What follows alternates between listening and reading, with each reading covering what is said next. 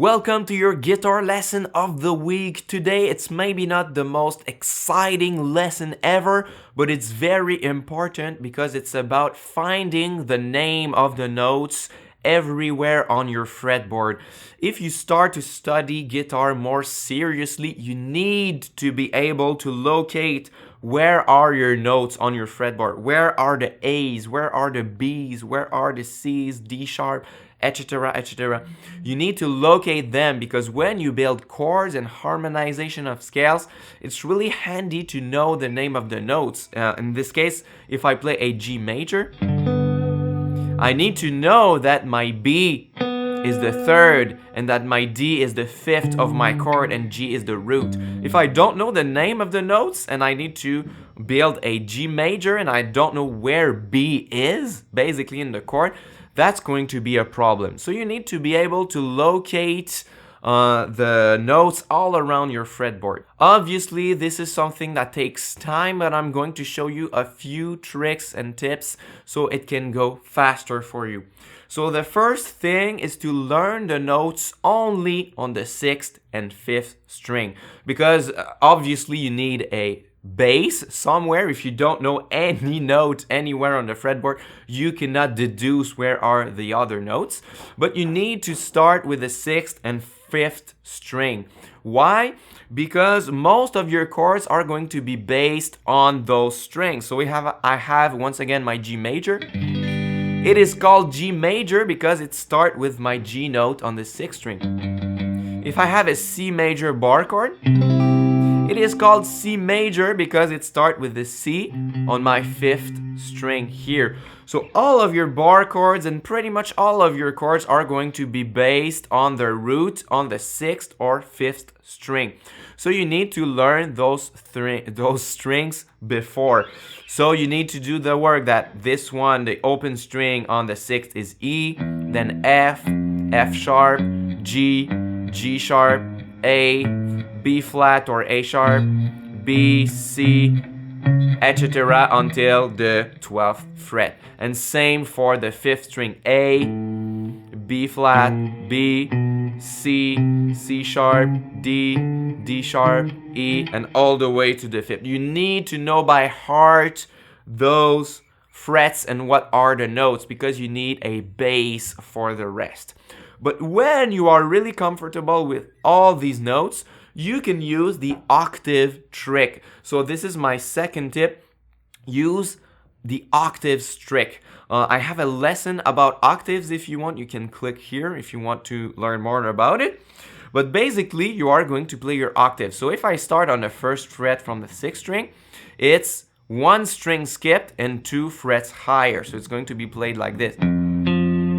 So it's the 1st fret on the 6th and the 3rd fret on the 4th string. So if this note is F, because you know it, you learned it on your 6th string, if this note is F, then this one is going to be F also, right? And it's the same principle is applied from your 5th string. If this note is B flat, if you do your octave, so you skip 1 string and you go 2 frets higher, this note, the 3rd fret on the 3rd string, is also going to be called B flat. It's logical, right? And if you want to do it from the 4th, you need to go 3 frets higher instead. And it's the same from the 3rd string.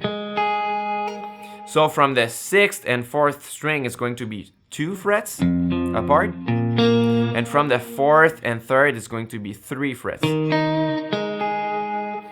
So what you can do with it is if you have some, especially the 3rd and 2nd strings are harder because we are not used to find the notes on these ones. You can use your octave trick. So let's say that I have this note here, the 10th fret on the 2nd string. I need to find what this note is. I could take the hard way. I could start from my B string. I know that the open is B, so I would do B, C, C sharp, D, D sharp, E, F, F sharp, G, G sharp, A. But that takes a lot of time. I could go faster. So what I could do is start from this note here, do my octave. So from the 4th string, it's 3 frets higher. So I know that this note is the same that this one that I'm searching for. But still, I don't know by heart what are the notes on my 4th string. So I can duplicate my octave again.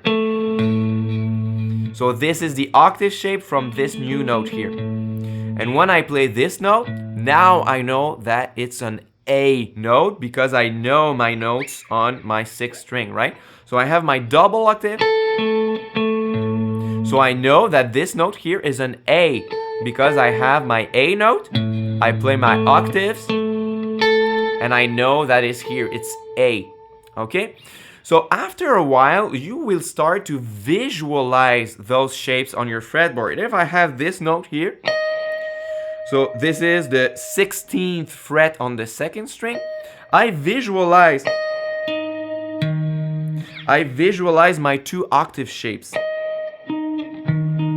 With my eyes, I see my 13th fret on my 4th string with my eye, and I see my 11th fret on my 6th string. So I know that it's an E flat or D sharp. Just because of the visualization of my octaves in here. But it takes a bit of time before you can visualize it. And if I need to find a note on the 3rd string, that's the same principle. If I start here, and I don't know what this note is on the 10th fret 3rd string, I can do my octave. And I know my notes on my 5th string. So I know that this one is an F. So I can deduce that this one that I'm searching for is an F also. So it's all about being comfortable with your octaves all around the fretboard. And it's much easier to find your octaves because it's all the same shapes repeated.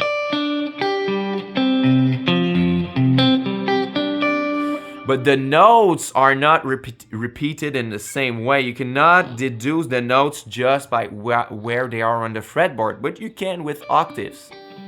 And if you really want to go further, because still with that method, you need 2 seconds to visualize and find your notes. But if you want to know them right away, you have to practice them. So if you have seen my lesson about playing in all keys, you can take your little bag. Basically, it's a bag with all 12 semitones in it. You can just pick one and find all of the notes on your neck for a practice session. So if I have F, my goal is going to be to find the F note in a range of 12 frets. So from 1 to 12. And I'm going to find the F note on each string. So in that case, I will play my F on the 6th string, my F on the 5th, my F on the 4th, my F on the 3rd, my F on the 2nd, and my F on the 1st. So as fast as possible.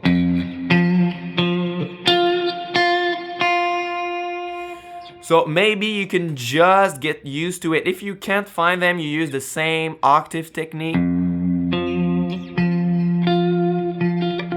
And you jump back down 1 octave if you are too far from your 12 frets restriction. And you can find and be more comfortable with the notes on your fretboard that way. What you could do is pick a different note every day for 12 days. So you will have done all different notes all over your fretboard. Or you could do more in a single practice session. So you can get more at ease with the notes all around your fretboard. Once again, you cannot trick your way into knowing all of your notes in just one day. But if you do that just for 2 weeks, I can guarantee that you will be much faster to find all the notes on the fretboard if you use the octave trick and if you practice finding a note on your 12th fret restriction on each string each and every day. So that was my tips. These were my tips to find your notes on the fretboard. If it was helpful to you, give a big thumbs up to this video. And don't forget to see I have other lessons on my eye here that you could view if you want to go further with chords and music theory in general. Thanks for watching, and until next time, au revoir.